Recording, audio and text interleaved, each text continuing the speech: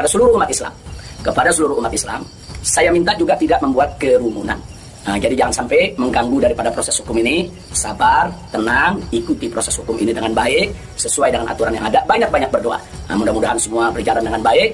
Insya Allah Allah memberikan keamanan. Nah, yang ingin saya sampaikan di sini adalah pertama, bahwa saya tidak pernah lari, apalagi sembunyi. Setelah itu, yang mengejutkan kami pada hari Kamisnya, yaitu tanggal 10 Desember 2020, secara tiba-tiba Polda Metro Jaya mengumumkan saya sebagai tersangka.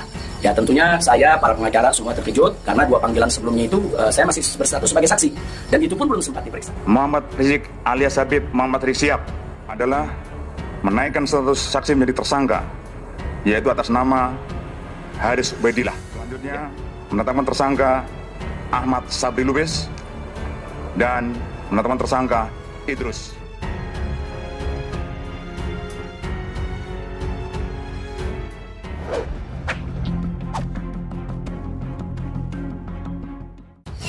Sekali lagi saya ulangi, saya tidak pernah lari dan tidak pernah sembunyi.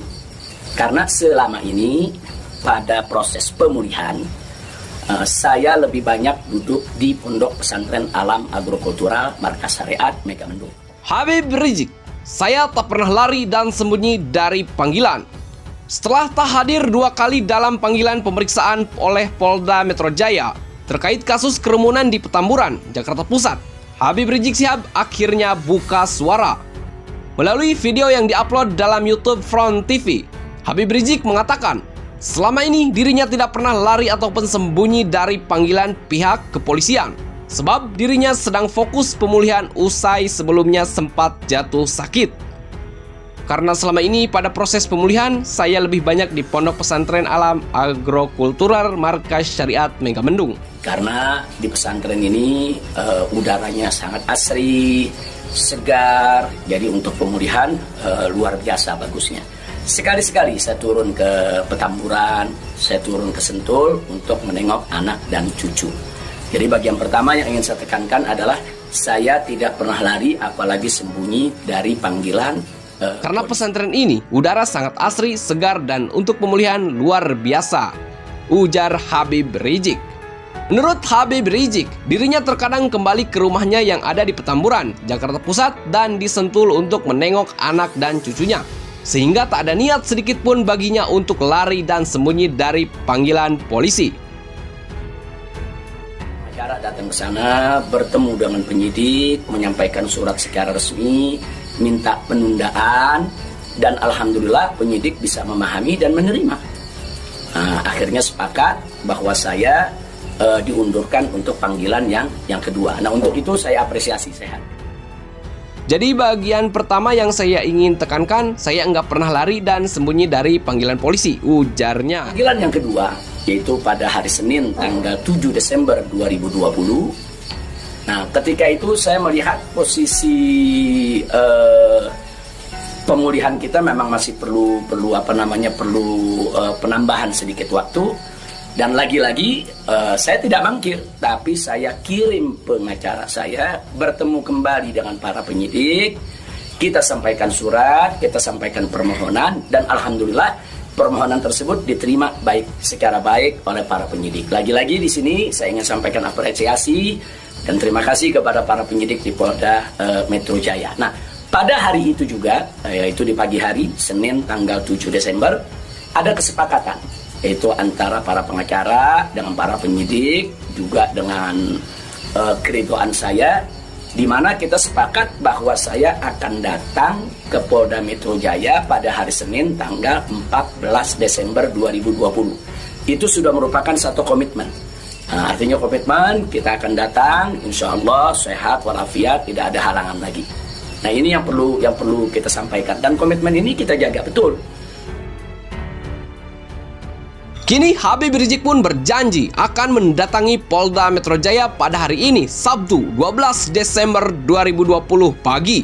Kedatangannya untuk menjalani pemeriksaan terkait kerumunan. Yang perlu saya sampaikan juga pada hari yang sama, yaitu pada tanggal 7 di hari Senin tersebut, secara mengejutkan, sebagaimana kita tahu semua, di mana di siang hari Bapak Kapolda Metro Jaya mengumumkan tentang tragedi penembakan 6 Laskar FPI yang selama ini setia mengawal saya.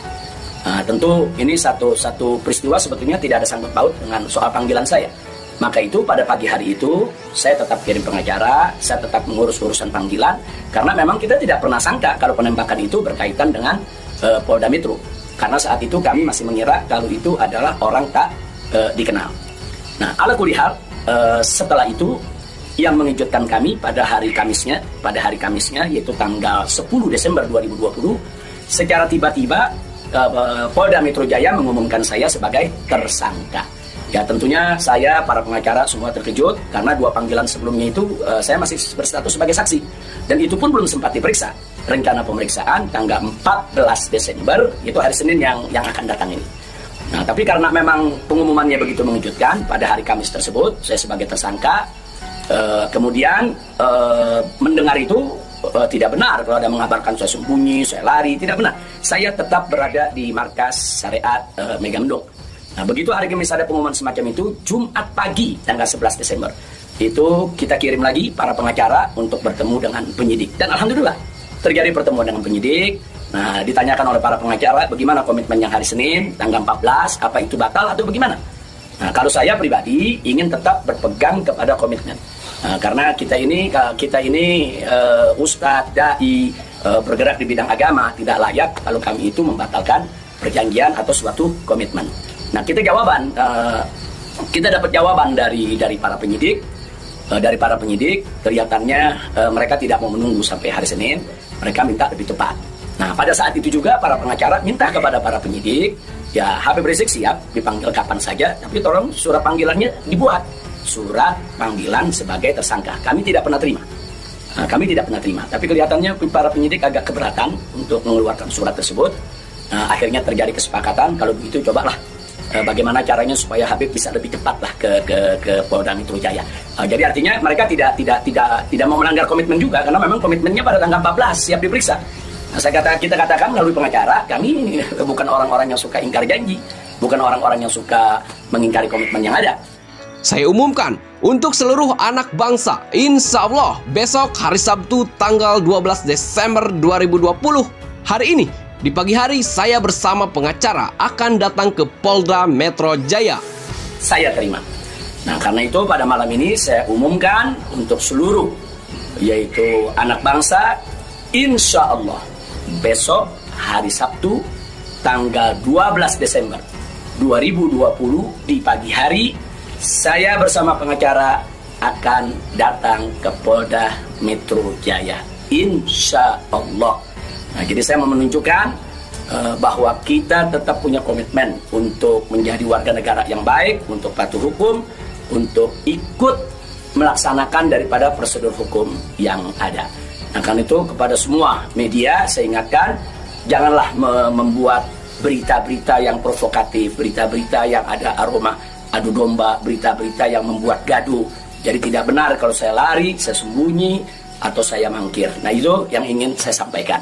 Adalah menaikkan status saksi menjadi tersangka, yaitu atas nama Muhammad Rizik alias Habib Muhammad Rizik. Nah, selanjutnya saya ingin menyampaikan kepada Polda Metro Jaya agar tidak terjadi kerumunan, agar tidak mengambil perhatian daripada masyarakat, agar juga tidak ada pihak ketiga yang memanfaatkan yaitu momentum soal penjemputan saya ini sehingga bisa menimbulkan kegaduhan. Maka itu saya minta kepada Polda Metro Jaya tidak perlu untuk mengerahkan kekuatan secara berlebihan. Bahkan menurut saya tidak perlu ada penjemputan, tidak perlu ada pengerahan pasukan. Itu hanya akan mengeluarkan biaya yang banyak, kemudian ditambah lagi juga menguras tenaga, dan yang paling berbahaya adalah mengundang perhatian masyarakat sehingga nanti terjadi kerumunan. Nah, begitu terjadi kerumunan, nanti ada pihak ketiga sebagai provokator membuat kegaduhan, dan ini akhirnya bisa merugikan kita semua. Nah, jadi tidak usah khawatir, tidak perlu ada pengerahan kekuatan, tidak perlu ada pengerahan pasukan. Insya Allah besok hari Sabtu pagi tanggal 12 Desember 2020 saya akan diantar oleh para pengacara saya, nah, untuk memenuhi panggilan atau memenuhi yaitu panggilan atau rencana pemeriksaan yang akan dilakukan oleh Polda Metro Jaya sesuai dengan aturan yang berlaku. Nah, ya, yang berikutnya yang tidak saya lupakan kepada seluruh umat Islam. Kepada seluruh umat Islam, saya minta juga tidak membuat kerumunan. Nah, jadi jangan sampai mengganggu daripada proses hukum ini. Sabar, tenang, ikuti proses hukum ini dengan baik, sesuai dengan aturan yang ada. Banyak-banyak berdoa. Nah, mudah-mudahan semua berjalan dengan baik. Insya Allah Allah memberikan keamanan, keselamatan, kemenangan, dan lain sebagainya. Jadi tolong jangan buat kerumunan karena kita sudah punya komitmen. Bagaimana untuk tetap menjaga protokol kesehatan, bagaimana kita bersama-sama dengan semua komponen anak bangsa yang ada untuk mengatasi pandemi di kita punya negeri. Nah, jadi sekali lagi saya ulangi kepada Polda Metro Jaya, saya minta tidak perlu untuk mengerahkan pasukan, apalagi secara berlebihan, karena akan mengundang perhatian, mengundang kerumunan, bahkan bisa memberi kesempatan kepada pihak ketiga, provokator, untuk membuat kegaduhan. Nah, ini kalau ini terjadi, akhirnya kita semua rugi. Nah, tidak usah khawatir, saya pegang komitmen, insya Allah besok hari Sabtu pagi saya akan hadir di Polda Metro Jaya bersama para pengacara saya. Dan kepada umat Islam sekali lagi, jangan bikin kerumunan. Apalagi sebab kalau bikin kerumunan lagi nanti ada provokator, ribut lagi, gaduh lagi. Saya tidak mau ada kegaduhan, saya tidak mau ada kerumunan. Saya ingin pemeriksaan itu berjalan secara baik sesuai dengan undang-undang yang berlaku. Dan kepada masyarakat cukup doakan dari rumah agar saya, begitu juga para pengacara semua, diberikan kekuatan oleh Allah Subhanahu wa Ta'ala. Itu saja. Terima kasih. Jazakumullahu khairal jaza. Wassalamualaikum warahmatullahi wabarakatuh. Seperti diketahui, Habib Rizik sebagai tersangka penghasutan dan kerumunan. Selain Habib Rizik, 5 orang lainnya juga turut ditetapkan tersangka, yakni Ketua Panitia Haris Ubaidillah, Sekretaris Panitia Ali bin Alwi Alatos, penanggung jawab Maman Suryadi, penanggung jawab acara Kiai Sobri Lubis, dan kepala saksi acara Habib Idrus. Keenam tersangka itu sudah dilakukan pencegahan untuk berpergian ke luar negeri selama 20 hari. Surat permohonan pencegahan sendiri dilayangkan pada 7 Desember 2020. Selain pelanggaran UU Karantina Kesehatan, Habib Rizik dijerat dengan pasal 160 KUHP terkait penghasutan dengan ancaman hukuman 6 tahun penjara dan 216 KUHP. Sementara itu, kelima tersangka lainnya dijerat pasal 93 Undang-Undang Nomor 6 Tahun 2018.